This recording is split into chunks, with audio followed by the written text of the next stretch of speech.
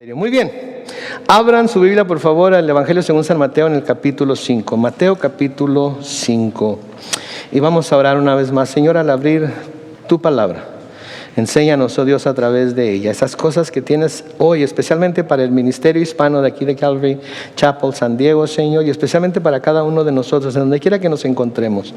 Ayúdanos a escuchar tu voz y Padre Santo, a aprender lo que tienes para nosotros hoy, en el nombre de Cristo Jesús. Y todos decimos amén. Muy bien, la semana pasada comenzamos el capítulo 5, vimos los primeros 5 versículos, vimos que este es el principio del ministerio público ya de nuestro Señor Jesucristo, ahora sí en forma, y una de las cosas que ha estado haciendo es enseñando en las sinagogas, ha estado sanando gente, ha estado haciendo milagros, ha estado predicando el evangelio del reino por donde quiera que va, y sabemos que en este caso estaba él obrando, estaba ministrando en el área de Galilea, que era el lugar en donde él escogió para poner su sede, específicamente una ciudad que se llamaba Capernaum, que era en donde vivía Pedro, de hecho, y en Capernaum todavía está ahí lo que se considera la casa de Pedro. A la iglesia tradicional ha comenzado a construir una iglesia sobre lo que era la casa de Pedro. Cruzando lo que se supone era la casa de Pedro está la sinagoga en la que el Señor Jesucristo enseñaba en los días de reposo, y es asombroso visitar esos lugares y pensar que, me acuerdo cuando entré a la sinagoga, o las ruinas de la sinagoga, me acuerdo haberme parado enfrente de lo que hubiera sido la sinagoga y pensar, quizás aquí mismo fue donde se paró el Señor Jesucristo a enseñarles, ¿verdad? Es tremendo como cuando va uno a Israel y visita todos los lugares de los cuales se nos habla en la Biblia como que cobra vida, no que no tenga vida en sí misma ya, pero cobra vida, tiene un significado diferente. Así es que si alguna vez tienen la oportunidad de ir a Israel, por favor, tómenla. Hemos querido hacer un viaje a Israel como grupo del Ministerio Hispano, ya lo tenemos pensado y hemos estado orando por 5 años. Todavía no se ha dado el viaje, pero seguimos orando y con el favor de Dios pronto podamos anunciarles que, hey, para tal fecha del año que sea, vamos a hacer un viaje. Así es que si quieren empiecen a ahorrar su dinerito, empiecen a vender sus botellas de plástico, etcétera, etcétera. Se gana dinero, ¿ok? Se gana dinero, yo las vendo todas. Les pongo un coscorrón a los chamacos cuando las tiran a la basura. ¿Cómo que vas a tirar ese penny? Entonces, ok, entonces está en el área de Galilea, cerca de Capernaum, en donde está enseñando. Y la semana pasada vimos cómo Jesús vio a la multitud, nos dice ahí en el versículo 1, y subió al monte y se sentó. Y sus discípulos, noten también, es importante esto, que sus discípulos se acercaron a él y comenzó a enseñarles diciendo, ¿verdad? Y recordamos que a las personas a las que le estaba tratando de enseñar, las cosas que les está enseñando en este sermón del monte, no es a toda la multitud, aunque toda la multitud estaba escuchando, pero es específicamente a sus discípulos, porque conforme estudiamos el sermón del monte, conforme estudiamos por ahorita que estamos estudiando las bienaventuranzas, nos podemos dar cuenta que nadie que no sea ya parte del reino de Dios, parte del pueblo de Dios, puede en realidad vivir de acuerdo a lo que el sermón del monte dice, a la forma en la que el Señor enseñó en el sermón del monte. ¿Sí? Y si no aprendemos a nosotros reconocer quiénes de los que está hablando aquí somos, nunca vamos a poder vivir dentro de las bienaventuranzas que el Señor promete a través de este pasaje. Tenemos que reconocer que nosotros somos pobres en espíritu. Amén, fue lo que vimos la semana pasada. Tenemos que reconocer que nosotros somos pobres en espíritu, y así, al reconocer que nosotros somos pobres en espíritu, entonces podremos estar seguros de que el reino de los cielos es nuestro. El que no reconoce su pobreza espiritual no puede obtener el reino de los cielos, porque el reino de los cielos es para aquellos que han reconocido su pobreza espiritual y que saben que necesitan el toque sanador, salvador, purificador de nuestro Señor Jesucristo y el fuego limpiador del Espíritu Santo en sus vidas. Y si no hacemos eso, entonces quiere decir que creemos que ya la hicimos, que ya llegamos, ¿verdad? Entonces, bienaventurados los pobres en espíritu, porque Dios es el reino de los cielos. En el versículo 4 leímos, bienaventurados los que lloran, porque ellos recibirán consolación, ¿verdad? La vida cristiana no es una vida libre de aflicciones. De hecho, se nos dice en la palabra que el que quiera vivir una vida para Dios va a tener aflicciones, ¿verdad? Pero los que creemos en Jesucristo y tenemos el Espíritu Santo en nuestras vidas, podemos ser consolados. ¿Cómo se le llama al Espíritu Santo? El Consolador. Podemos ser consolados por Él, podemos ser guiados por Él, independientemente de qué estemos pasando, el sufrimiento que estemos, por el que estemos pasando, la pérdida, lo que sea, vamos a ser consolados por Él. ¿Por qué? Porque somos parte de su reino, y a todos aquellos los que le reciben, Él les da la potestad de ser hechos sus hijos, y a aquellos que somos sus hijos nos da su Espíritu Santo, ¿verdad? Tenemos esa enseñanza en la que el Señor les dice: ¿quién de ustedes, si su hijo le pide un pan, si su hijo le pide un huevo, etcétera, etcétera, ¿verdad? Y dice: pues si ustedes, siendo malos, saben dar buenas cosas a sus hijos, ¿cuánto más su Padre que está en los cielos no les dará el Espíritu Santo a quienes se lo pidan? ¿Verdad? Entonces nosotros debemos estar constantemente pidiendo ser llenos del Espíritu Santo.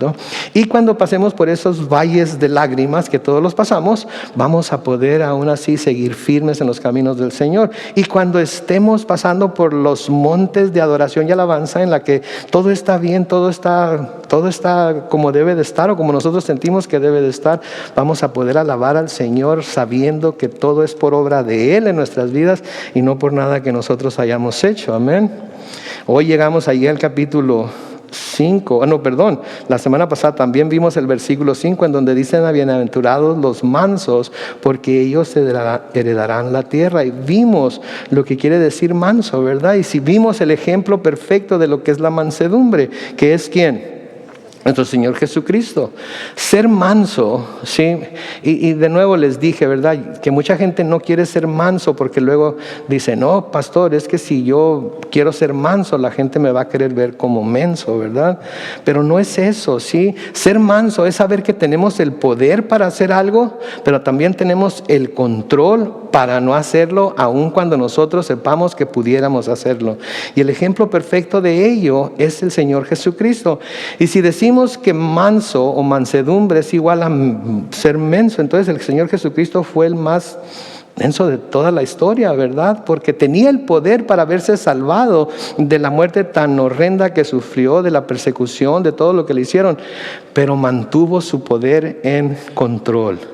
Sí, mantuvo su poder en control porque sabía que estaba cumpliendo con la voluntad de su Padre. Entonces, cuando somos mansos, sabemos que tenemos la habilidad para librarnos. Sabemos que tenemos la habilidad para defendernos, pero porque somos mansos como el Señor Jesucristo, no lo hacemos, lo controlamos.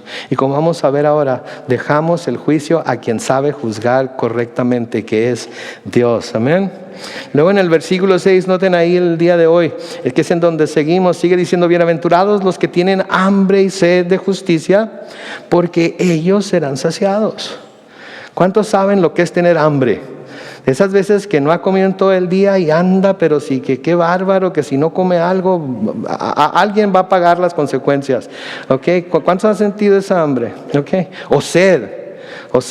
No sé si alguna vez han tenido tanta sed que una gota de agua se les haría lo más refrescante posible, ¿verdad? Pero no hay nada a su alrededor, no hay dónde ir a comprarlo. Esa es de la clase de sed de la que se está hablando aquí. Bienaventurados los que tienen hambre y sed de justicia, porque ellos serán saciados. Ahora, una cosa que es bueno que recordemos, ¿ok? Es bueno que recordemos las circunstancias en las que el pueblo de Israel se encontraba en estos tiempos. Sí, es bueno que nos acordemos de eso, porque sin duda mucha gente que estaba escuchando al Señor dijo: sí, yo quiero justicia, quiero que se me haga justicia, tiene que haber justicia. Esta forma en la que estamos viviendo es injusta. ¿Por qué? Porque el pueblo estaba siendo gobernado ¿por quién?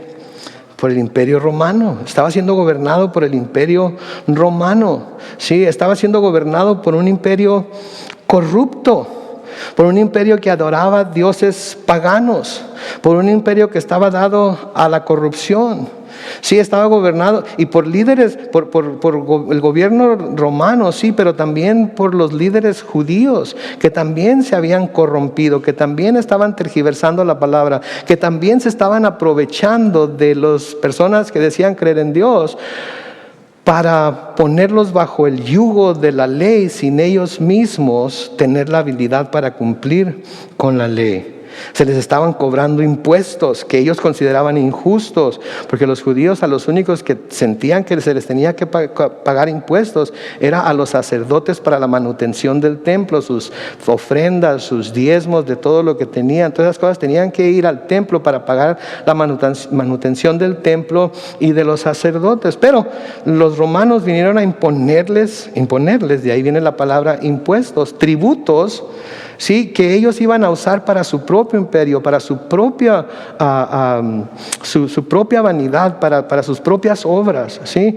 Y a quienes pusieron sobre ellos para que les cobraran los impuestos. Vamos a ver más adelante, a judíos también, que ellos consideraban sus hermanos y que consideraban traidores porque estaban ayudando al gobierno romano, ¿sí? Entonces tenían que pagar impuestos, sabiendo que estos impuestos serían usados para enriquecer a gente malvada y líderes religiosos que no estaban representando a Dios ante el pueblo como debían hacerlo, y que estaban también usando al gobierno romano, ¿sí?, para enriquecerse ellos mismos. Entonces imagínense cuando el Señor aquí dice: bienaventurados los que tienen hambre y sed de justicia, porque ellos serán saciados. ¿Qué piensan ustedes que hubiera pensado la gente de aquel tiempo cuando escuchan estas palabras? ¿Saben qué hubiera pensado yo? Agárrense, porque ahorita va a hacer llover fuego del cielo y va a acabar con toda la bola de corruptos que hay. Y a ti te estoy hablando, ¿ok? Tú ponte, ¿verdad? Y yo creo que eso es lo que hubiera pensado, ¿sí? Y creo que si ustedes ven las cosas que acabo de describir, yo creo que hay mucha gente que está clamando por justicia en nuestros tiempos, amén. Yo creo que hay mucha gente que está viendo el mundo en el que vivimos ahorita como injusto, y mucha gente que le está yendo bien está viendo el mundo como injusto, pero mucha gente que le está yendo muy mal, imagínense cómo lo ve. Y creo que hay mucha gente que está clamando por justicia en nuestros tiempos. Vivimos en un mundo en el que la injusticia está al orden del día. Vivimos bajo gobernantes corruptos, ¿no es cierto? Vivimos y se nos están tratando de imponer leyes que van claramente en contra de los principios que Dios nos presenta a través de las Escrituras. Podemos ver claramente cómo en nuestra sociedad muchas cosas que sabemos que son malas y han sido consideradas malas por siglos, de repente son llamadas buenas. Si de repente son llamadas buenas, y cosas que se han considerado buenas, ¿sí?, se han empezado a llamar malas. Sí, por siglos hemos llamado ciertos comportamientos, ciertos estilos de vida como algo malo, ¿sí?, como algo que Dios no aprueba, como algo que es un pecado, si bien como cualquier otro pecado, de todas maneras es pecado, ¿sí? Y podemos ver claramente que eso está sucediendo en nuestros tiempos, y con el objeto de justificarlas o de no hablar en contra de ellas, se dice que estas cosas son buenas y que son parte del avance evolucionario y progresivo de la humanidad. Pues si esta es parte del avance evolucionario y progresivo de la humanidad, ¿saben qué, Señor? Take me away, ¿verdad? Take me away, porque ¿para dónde vamos?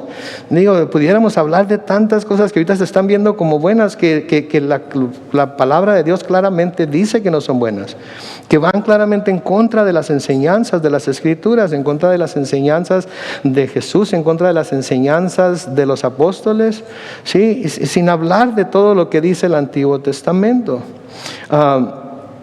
Sí, y hay otras cosas de nuevo que han sido consideradas buenas a través de la historia, que se han catalogado de malas, porque van en contra de las filosofías y corrientes de pensamiento del mundo moderno, del punto de vista humanista que tiene este mundo hoy. ¿Sí? Sin embargo, las Escrituras son muy claras, ¿ok? Las Escrituras son muy claras. Les voy a recomendar que lean el capítulo 5 del libro de Isaías cuando tengan chance. Lean el capítulo 5 del libro de Isaías. Son un montón de ayes, pero uno de los ayes que menciona el capítulo 5 de Isaías lo encontramos en Isaías capítulo 5 y el versículo 20. Van a tener que buscarlo en su Biblia, no lo van a poner en la pantalla, pero dice esto: hay de los que llaman bueno a lo malo y malo a lo bueno. Hay de los que convierten la luz en tinieblas y las tinieblas en luz. Hay de los que convierten lo amargo en dulce y lo dulce en amargo. Sí, el Señor aquí estaba hablándole a Israel, porque ellos se habían apartado de Dios, habían empezado a adorar otros dioses, habían hecho a un lado la ley de Dios y no le miraban nada de malo a ello. Sí, inclusive en unos versículos antes que como que dicen, yo estoy parafraseando aquí, como que dicen, pues que el Señor se muestre, que el Señor venga y nos enseñe, para que sepamos que Él está ahí, para que sepamos que a Él y eso es lo que mucha gente quisiera, que Dios se mostrara, se manifestara con todo su poder. Pero ¿cuántos de nosotros podríamos permanecer en pie si el Señor hiciera eso? Y el Señor estaba advirtiendo a los israelitas: ay de los que llaman bueno a lo malo y malo a lo bueno. Hay de los que convierten la luz en tinieblas y las tinieblas en luz. Hay de los que convierten lo amargo en lo dulce y lo dulce en amargo. Sí, de nuevo, las cosas que por siglos se han considerado malas contra la naturaleza, inclusive, se están viendo ahora como buenas. ¿Sí? Y muchas iglesias, en lugar de dar la palabra con toda y su amargura, ¿verdad?, que a veces trae la palabra, ¿sí?, la trata de endulzar, la trata de cubrir de miel, para que la gente no se me vaya a enojar y vaya a dejar de venir, para que la gente no vaya a dejar de ofrendar, para que la gente no vaya a vernos como que somos anticuados, como que la palabra de Dios también, juntamente con la sociedad, tiene que evolucionar. No, mis hermanos, la palabra de Dios no tiene que evolucionar. La palabra de Dios es viva y eficaz y más cortante que toda espada de dos filos. Sí, y la palabra de Dios no debe de acondicionarse a lo que la sociedad o nuestra sociedad diga. La sociedad debe acondicionarse a lo que la palabra de Dios dice. Y por eso está la iglesia, para predicar la verdad y llamar a lo falso falso y a lo verdadero verdadero. ¿Va a haber consecuencias? Créame que sí. Créame que sí. Estamos teniendo que cuidarnos mucho cómo decimos las cosas, cómo pueden ser tomadas, ¿verdad? No porque no queremos sufrir por causa de Cristo, sino porque no queremos que se nos quite las herramientas que tenemos para proclamar el verdadero evangelio de Jesucristo. Pero va a llegar el día en que no va a haber otra forma, no va a haber para dónde hacerse. La verdad va a tener que ser proclamada como la verdad y lo falso como lo falso, y ahí es en donde calle boca, pare lengua. Así es que pídale al Señor que venga por nosotros pronto. Si es posible ahorita mismo. ¿Ok?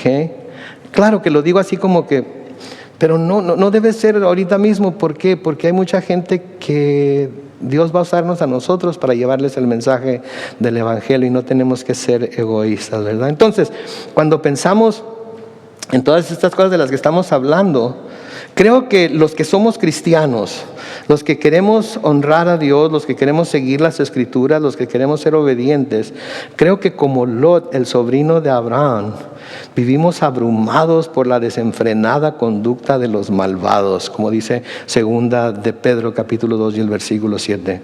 Dice que Lot, mientras estaba viviendo en Sodoma y Gomorra, que su alma se sentía abrumada al ver la conducta que las personas que vivían ahí estaban presentando. Y creo que nosotros, si en realidad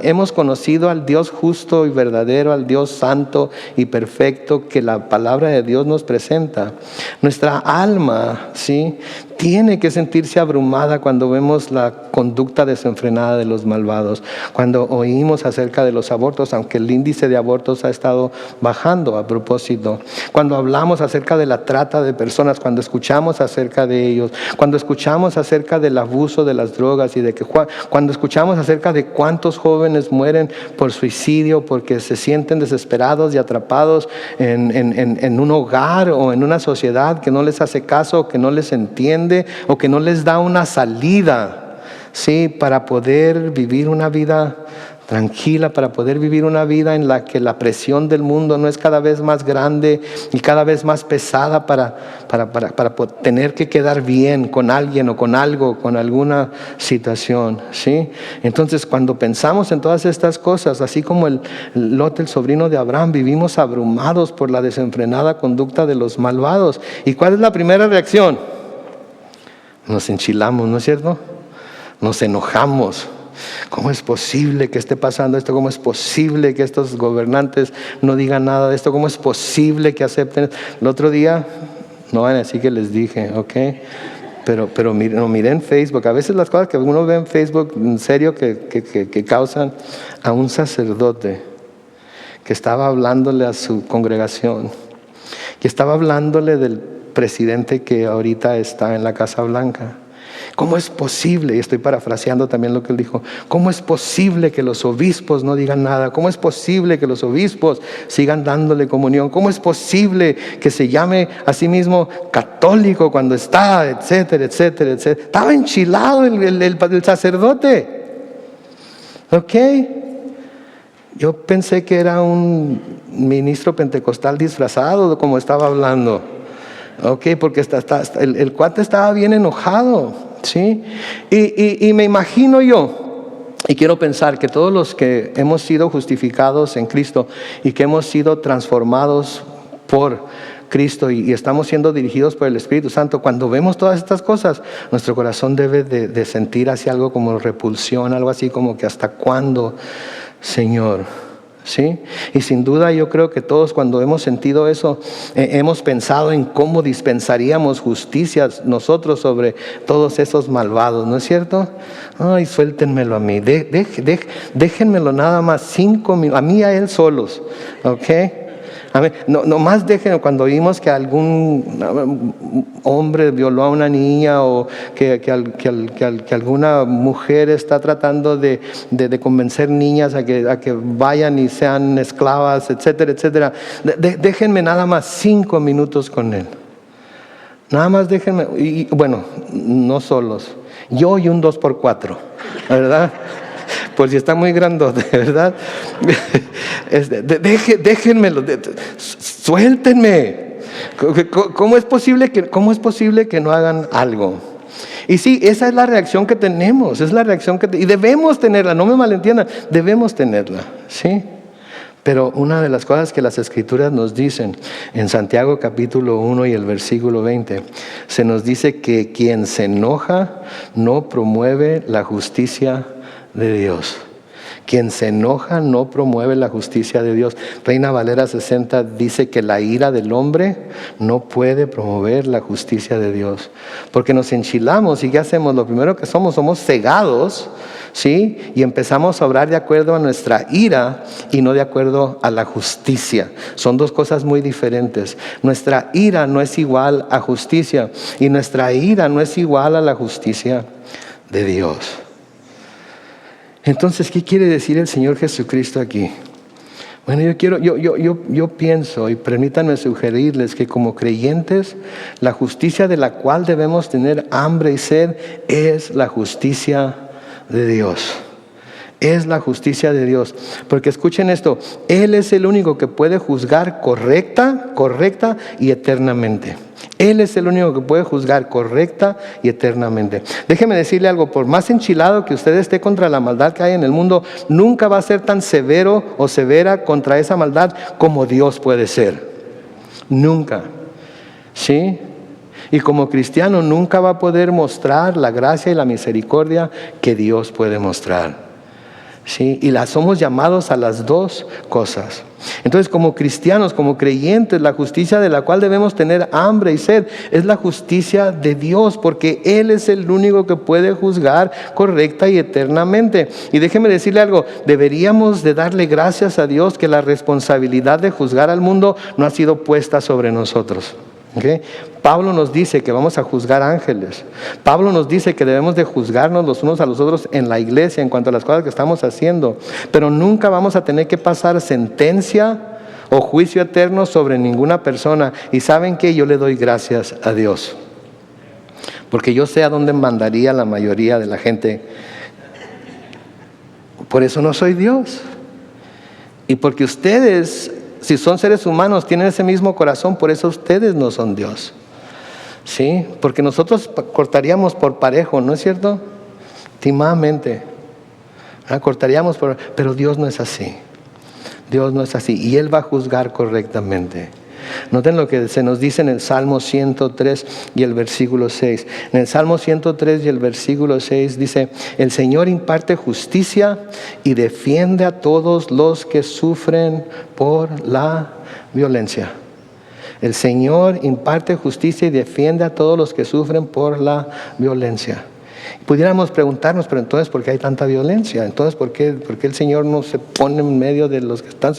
¿Saben qué? Yo no soy Dios y quisiera tener muchas más respuestas a preguntas como esas, porque se hacen muy seguido, pero la verdad de las cosas es que Dios tiene sus propósitos para todo lo que pasa. En el libro de Proverbios dice que hasta el malvado fue creado para la hora mala. Hasta el malvado fue creado para la hora mala. Ahora, esto no quiere decir que Dios creó al malvado simplemente para castigarlo, pero esto quiere decir que todo malvado le va a llegar la hora, si no se arrepiente, de tener que sufrir el juicio eterno de Dios. Y eso no está en nuestras manos, no está en mis manos, y le doy gracias a Dios por ello, porque así yo no me tengo que preocupar. Él se va a encargar de ello cuando Él vea que es necesario. En Isaías capítulo 56, el versículo 1, noten lo que dice ahí el profeta. El Señor ha dicho: practiquen la justicia y ejecuten el derecho. Ya se acerca mi salvación, mi justicia pronto va a manifestarse. Note que dice ahí 2 veces justicia, practiquen la justicia. ¿Cuál justicia? La justicia para nosotros es hacer lo correcto, hacer lo que es correcto, ¿sí? Delante de los ojos de Dios. Nos parezca o no nos parezca, nos sea fácil o no sea fácil, nosotros hacemos justicia cuando hacemos lo correcto delante de los ojos de Dios, de acuerdo a las Escrituras. Pero mi justicia, dice la segunda parte del versículo, mi justicia pronto va a manifestarse. Y esa es la justicia sobre la cual debe tener temor todo ser humano, porque la justicia de Dios es perfecta.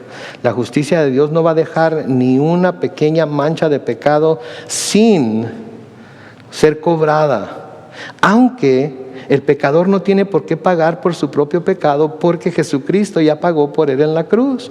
Pero aquel que no quiera pedir perdón, aquel que no quiera arrepentirse, aquel que no quiera poner su fe en el Señor Jesucristo, va a tener que pagar por sus propios pecados, porque está rechazando la forma, la puerta que se le ha abierto para que sus pecados puedan ser pagados.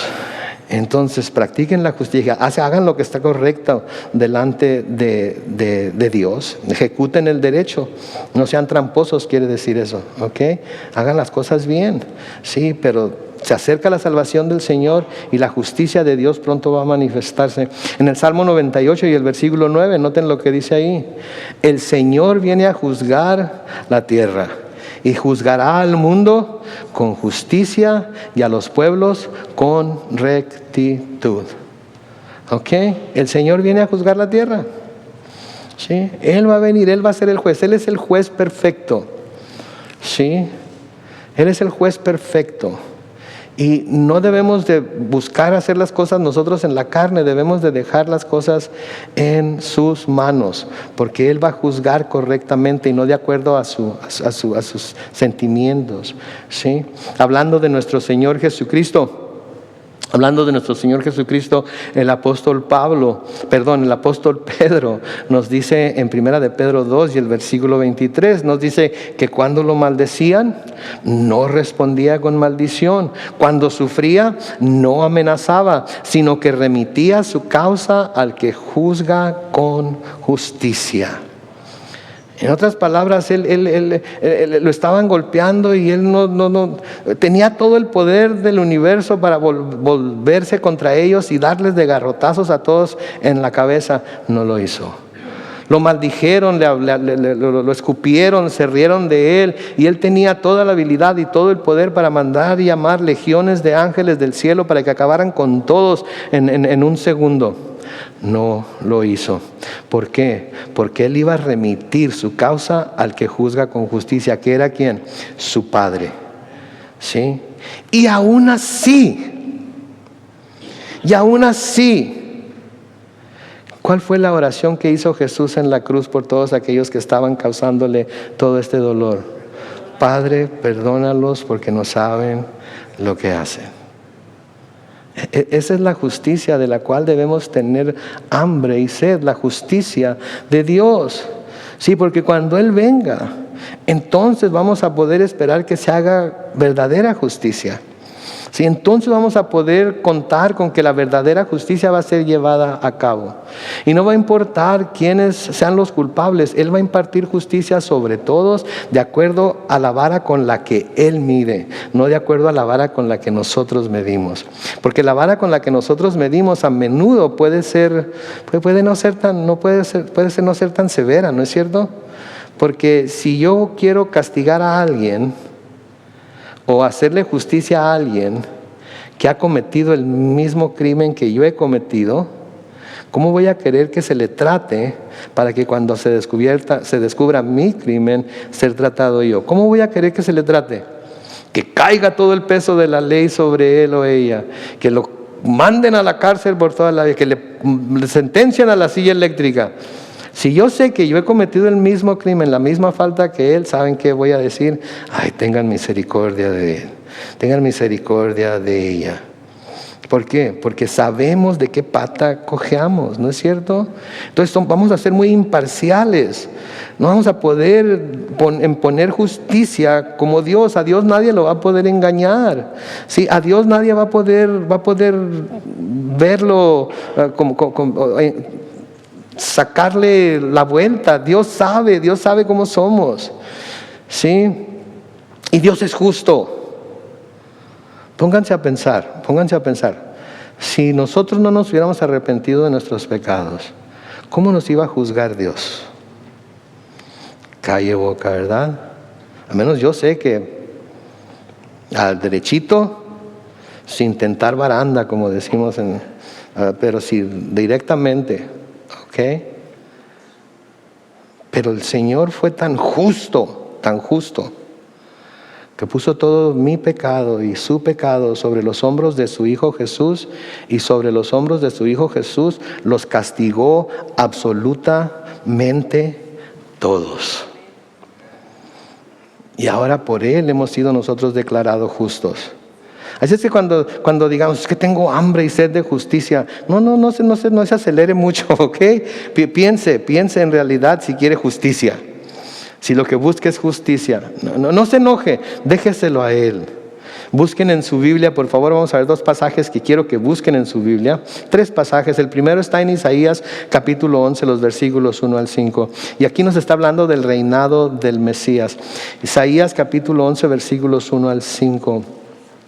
Esto es lo que dice el profeta Isaías en ese pasaje. Una vara saldrá del tronco de Yesé. Sabemos que Yesé es el padre de David, ya estudiamos eso.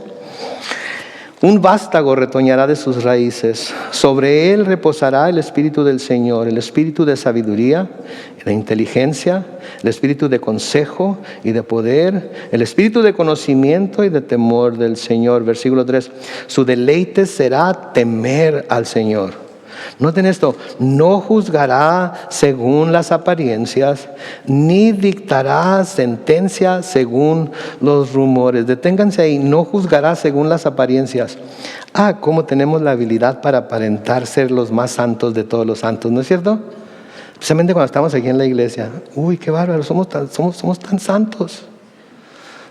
Nadie puede ser más santo que yo. ¿En serio? Se lo estoy diciendo en serio. Nadie de ustedes puede ser más santo que yo. Somos los más santos de todos los santos cuando estamos en la santa iglesia de Jesucristo. Amén. Pero noten lo que dice ahí. Dice, no juzgará según las apariencias. Entonces Él no va a juzgarnos según lo que aparentamos ser. Él va a juzgar de acuerdo a lo que se es. Y eso debemos de tomarlo en consideración.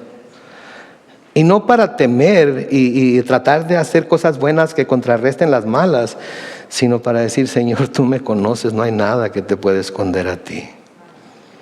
Por favor, límpiame de todas estas cosas que todavía hay en mi vida y que he estado luchando con ellas por tanto tiempo. Yo sé que soy tuyo, pero Señor, ya no quiero seguir en este tipo de vida, ya no quiero seguir fallándote como te estoy fallando, ya no quiero ser un hipócrita.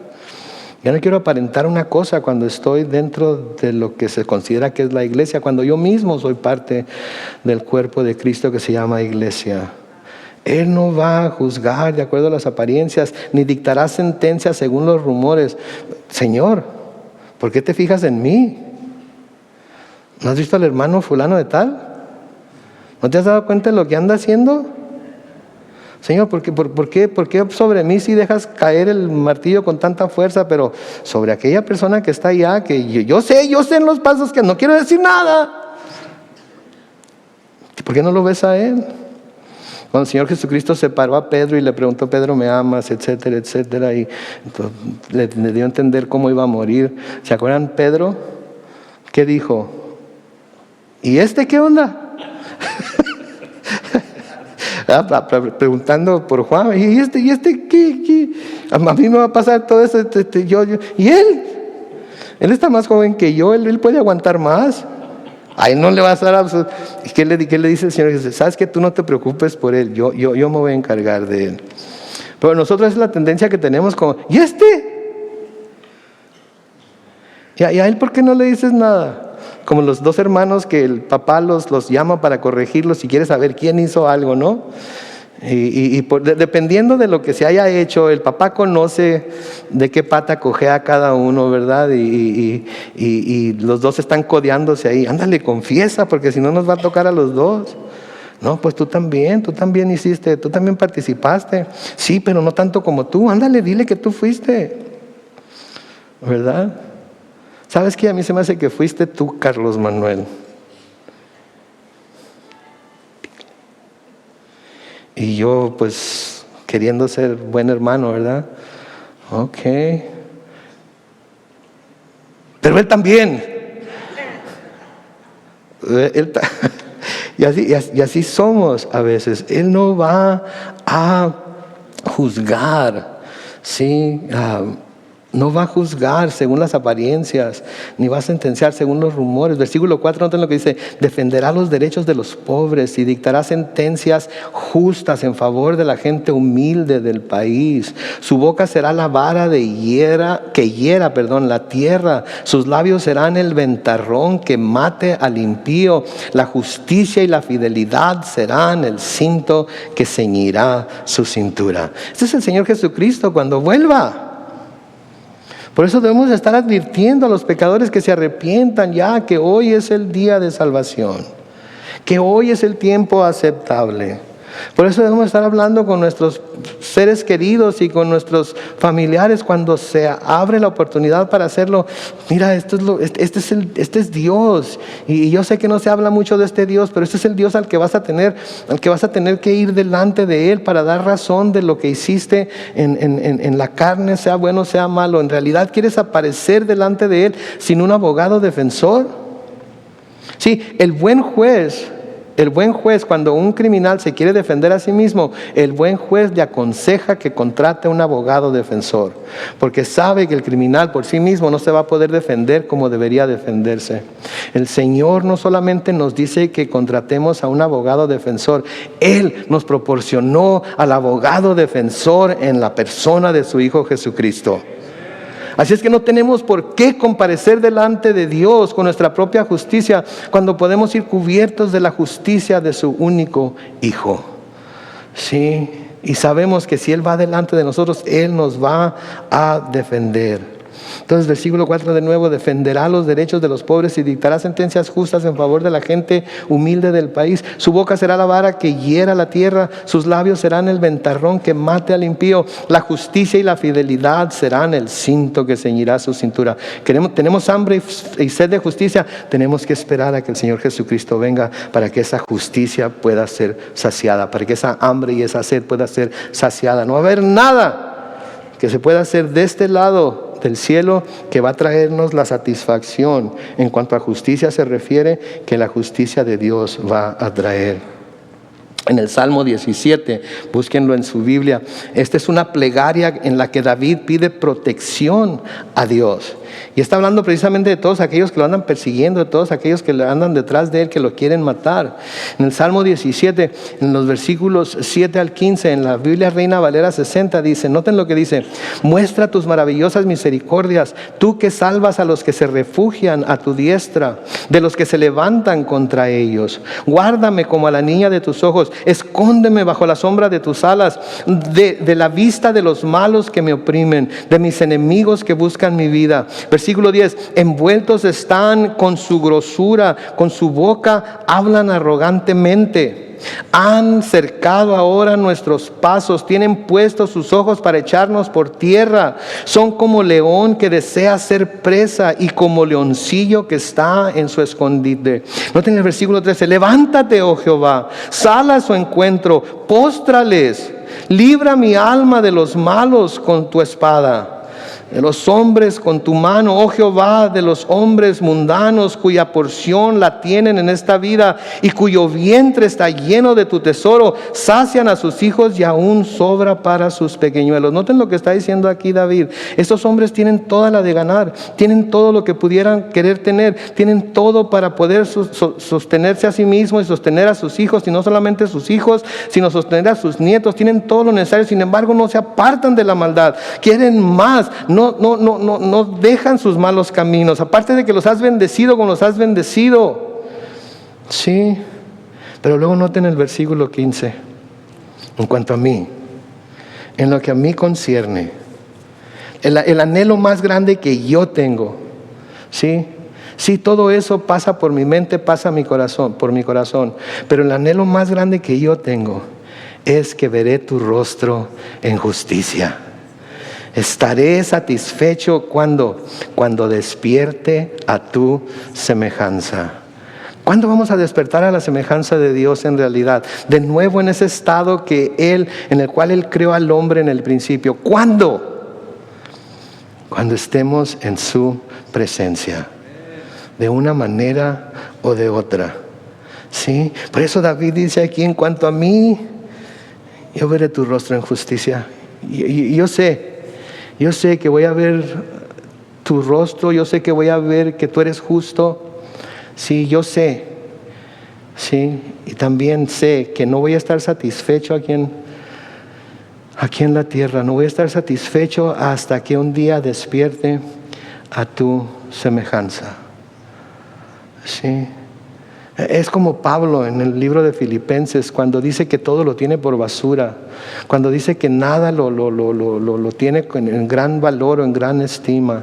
Sí, porque él quiere ser encontrado en la justicia de Cristo, o en la justicia que es por la fe en Cristo y no en su propia justicia. Y si alguien era justo o podía decir que era justo delante de los hombres, era Pablo. ¿Se acuerdan de su currículum vitae que presenta ahí en Filipenses capítulo 2, cuando nos dice que fariseo entre fariseos en cuanto a la ley, bla bla bla bla bla bla bla bla bla, y todo eso me es como basura? Sí, porque quiero ganar a Cristo, porque quiero ser hallado en Él, no por tener mi propia justicia que viene por la ley, que la he obedecido, sino por tener la justicia que es de Dios y que viene por la fe en Cristo. Sí, esa es la justicia de la cual debemos tener hambre y sed. Yo sé que es muy fácil, bienaventurados los que tienen hambre y fe de justicia, porque ellos serán saciados. Ándele, ahora sí se les va a dar lo que merecen, bola de malvados. Wow. Tenemos que dar un paso atrás y decir, eso mismo que estoy deseando para ellos es lo que yo hubiera recibido si no hubiera venido a los pies de Cristo. Sí, y tenemos que dejar de ser nosotros jueces, jurados y verdugos de toda la gente que está siendo malvada en el mundo. ¿Debemos juzgar su comportamiento como malo? Claro que sí. ¿Debemos hablar en contra de las injusticias? Claro que sí. Pero nosotros no somos los jueces. Dios es el juez. ¿Sí? Y creo que también lo que debemos tener hambre y sed de justicia, cuando hablamos de tener hambre y sed de justicia, creo que debemos de tener hambre y sed de que la justicia de Dios se manifieste a través de nosotros. ¿Sí? Se manifieste a través de nosotros. Porque yo quiero ser justo, yo quiero ser perfecto. Yo quiero ya dejar de fallarle a Dios como le fallo a menudo. ¿Ustedes no están cansados de ser como son y de cómo le fallan a Dios constantemente en palabra, en pensamiento, en obra? ¿No están hastiados ya? Yo sí. Estoy bien enchilado conmigo mismo. Sí, porque se me cae algo de la mano y no puedo simplemente decir, ay, gracias Señor, te lo voy a recoger. Qué bueno que no se quebró, ¿verdad? Y luego me tengo que arrepentir. O cuando sé que mis hijos hacen algo pero ¿cuántas veces les voy? Ay, Señor, perdóname si yo era peor que ellos. Les digo una cosa, no le vayan a decir a mis hijos nunca, ¿ok? Nunca, los que los conocen, nunca les van a decir esto a mis hijos. Si yo hubiera sido la mitad de lo obedientes, la mitad de lo tranquilos, la mitad, ¿sí?, de lo cristiano que son mis hijos, mi madre hubiera estado, uy, qué bárbaro, contentísima. Voy a tener que escribir algo para dejar, no, pero no, porque luego los voy a desilusionar. Pero tarde o temprano va a salir a la luz y ya no voy a estar yo para explicarles, ¿no es cierto? Así es que más vale que les diga, miren hijos, su padre cuando no era cristiano, qué bueno que la justicia de Dios no cayó sobre él, que debió haber caído varias veces y se esperó a que me volviera a él y a que pudiera yo aceptar su gracia y poder ser de esos bienaventurados que tienen hambre y sed de justicia. Y un día voy a ser saciado.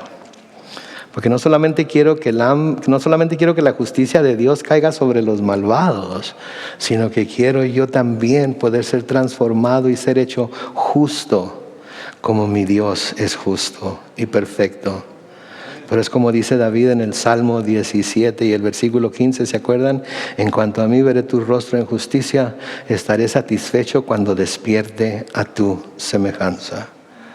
No me malentiendan, cada mañana que amanece otra vez y me despierto, con todo y dolor de donde tuve una vez la cintura, le doy gracias a Dios. Ok, con todo y dolor le doy gracias a Dios. Pero me imagino la alegría, el gozo, la felicidad, el contentamiento que voy a tener cuando un día abra los ojos y lo primero que vea sea el rostro de mi Señor. Diciéndome, bien, buen siervo y fiel. En lo poco fuiste fiel, en lo mucho te pondré. Y luego le decís, sí, gracias, ¿dónde está verdad?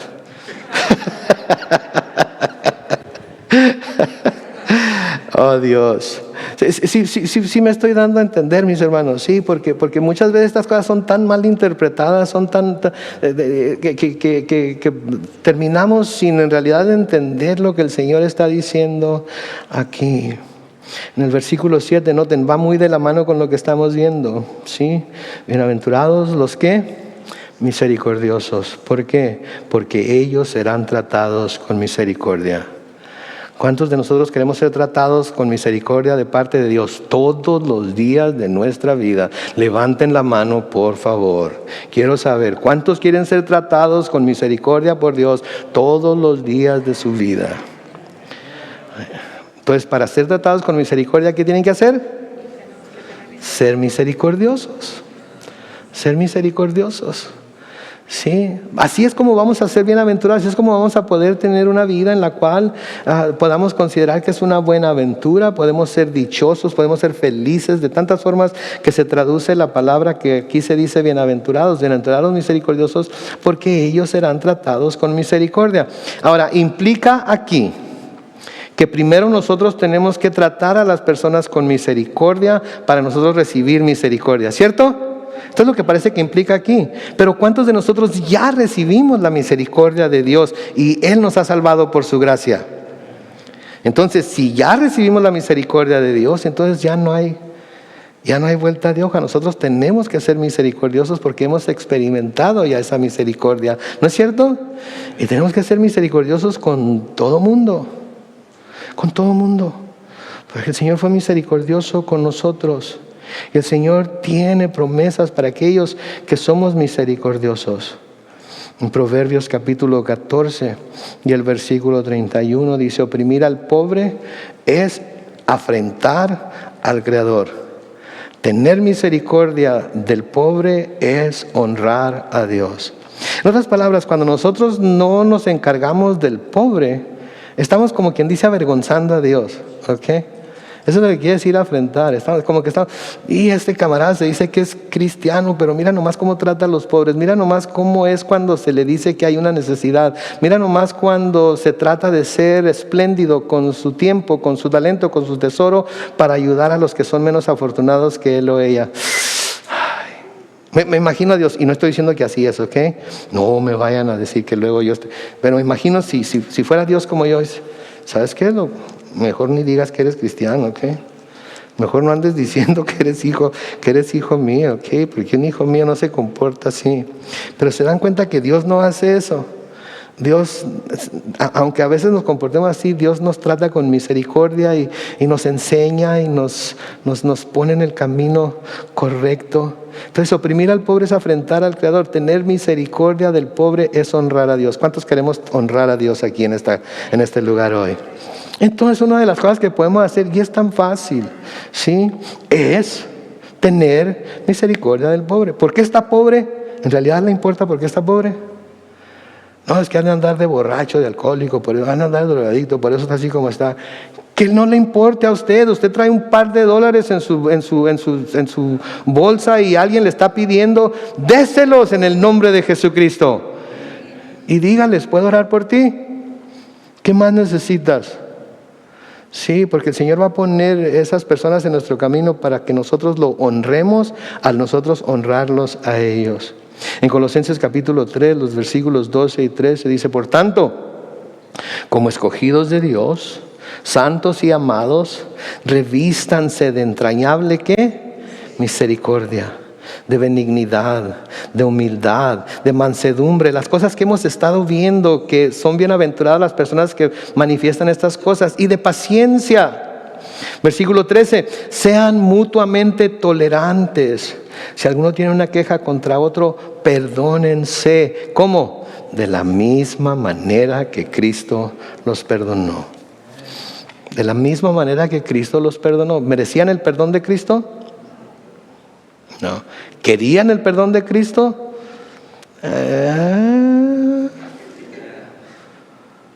Pero luego un día nos dimos cuenta de que no es que lo tenga que querer, es que lo necesito, porque si no me voy a ir sin tocar baranda a la sección de fumar de la eternidad, ¿verdad?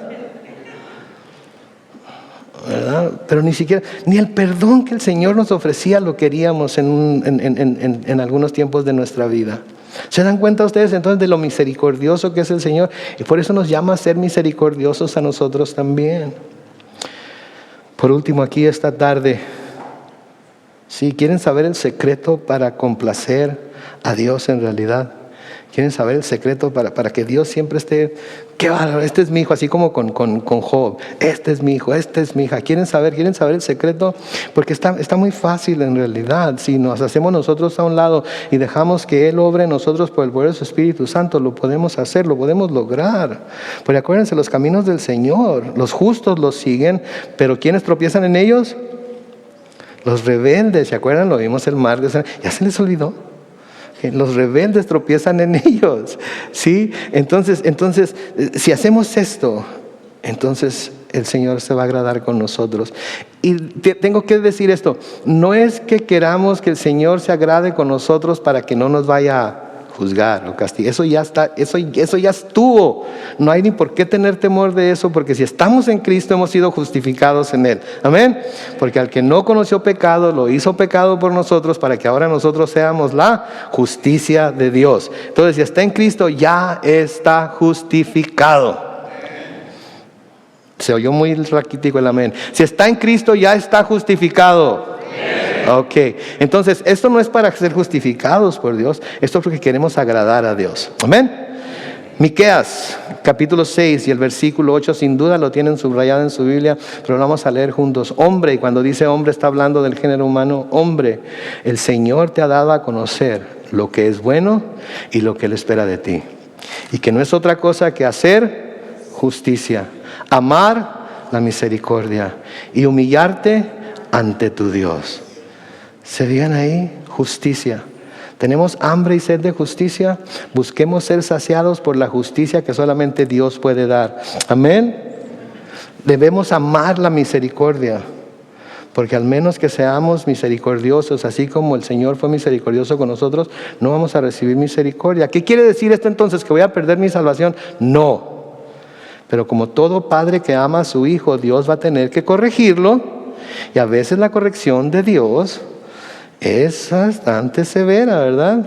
Dios sabe arrimar tierra cuando es necesario arrimar tierra. ¿Ok? Entonces, no vamos a perder nuestra salvación, pero sí nos va a corregir porque nos ama. Y luego, humillarte ante tu Dios. Reconocer que eres pobre en espíritu. Reconocer que dejado a ti mismo y a tus propias maneras de ver las cosas y de pensar, te quedas bastante corto de lo que deberías hacer. Así es que, acércate a Dios.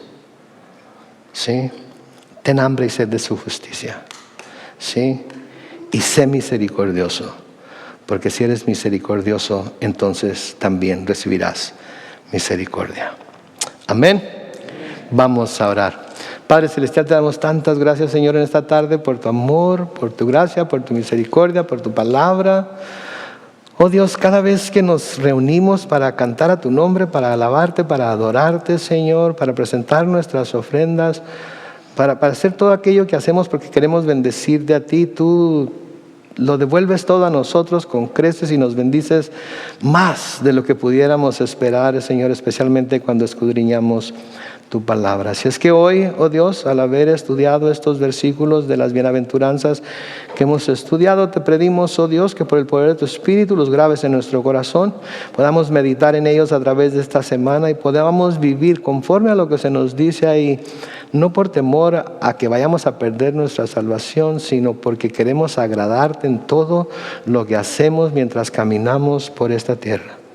Y Señor, reconocemos que la única verdadera felicidad, el verdadero gozo, Señor, la verdadera justicia, Padre Santo, el hambre por esa y la sed por esa justicia solamente vendrá el día que despertemos satisfechos en tu semejanza en el cielo. Así es que, Señor, yo no sé cuándo cada uno de nosotros va a tener que hacer eso, pero te pido, Señor, que todos y cada uno de nosotros estemos listos y preparados para ello. Para cuando tú lo decidas, Señor, podamos comparecer delante de ti con toda confianza, porque nuestro abogado va con nosotros. Nuestro Señor Jesucristo nos representa delante de ti.